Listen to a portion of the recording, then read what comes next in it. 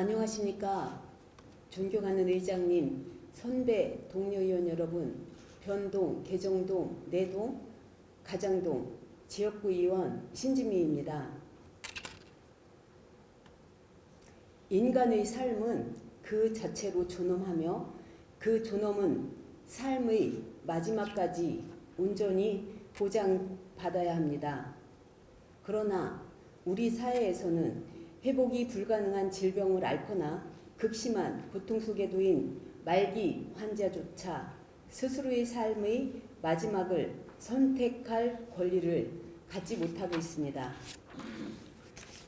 현행 연명의료결정법을 통해 연명의료를 중단할 수 있는 제도는 마련되어 있으나 이는 소극적 안락사의 범주에 머무르고 있어 생명 유지만을 목적으로 한 제도적 한계 속에서 많은 이들이 겪지 않아도 될 극심한 고통 속에 있습니다. 이에 보다 적극적인 자기 결정권을 보장을 위한 조력존엄사 제도 도입이 필요성이 사회적 의제로 떠오르고 있습니다.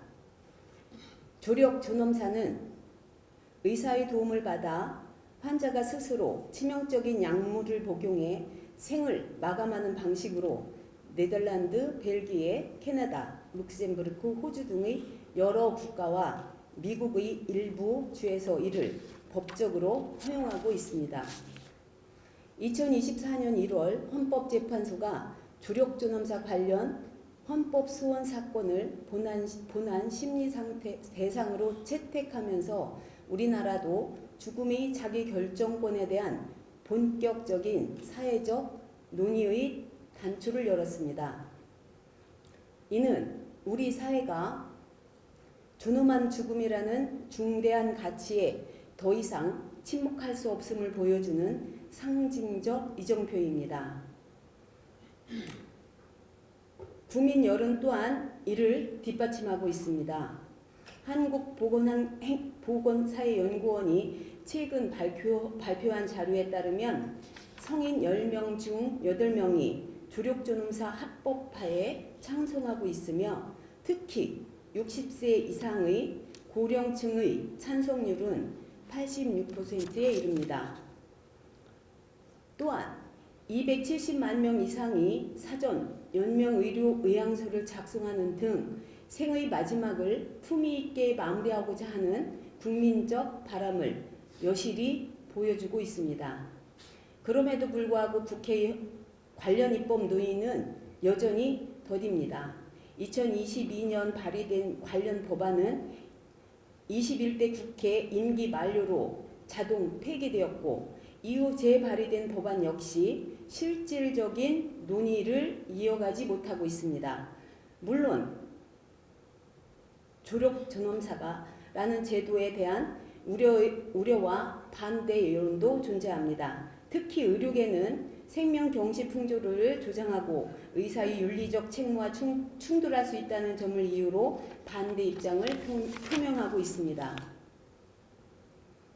또한 제도 시행 시 고령자나 중증 환자들이 타인에게 부담을 주지 않기 위해 생을 마감해야 한다는 사회적 압박을 느끼게 될 가능성도 제기되고 있으며 경제적 어려움이나 돌봄 부담 등 복합적인 요인이 작용할 경우 비자발적 선택이 이루어지거나 제도가 악용될 우려도 배제할 수 없습니다.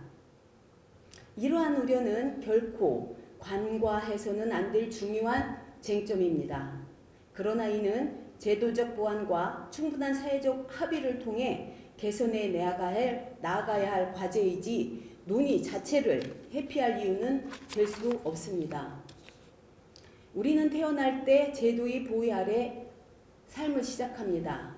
그렇다면 삶의 마지막 역시 제도의 테두리 안에서 인간답게, 품위 있게, 아름답게, 자기 주도적으로 마무리할 수 있어야 합니다. 자기 생명의 종결에 관한 사항은 인격의 가장 고유한 영역으로서 국가와 사회로부터 존중받아야 합니다. 고통 속에서 놓인 환자들에게 또 하나의 선택지를 허용하는 것은 생명을 경시하는 것이 아니라 그 생을 마지막까지 온전히 존중하는 일입니다. 더 이상 존엄한 죽음에 대한 논의가 외면되지 않도록 이제 우리 사회가 공론의 장을 열고 깊이 있는 수기를 이어가야 할 때입니다. 조력존엄사가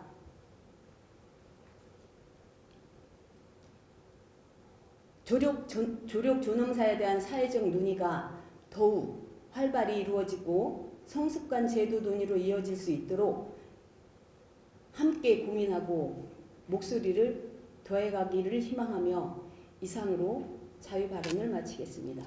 경청해 주셔서 감사합니다.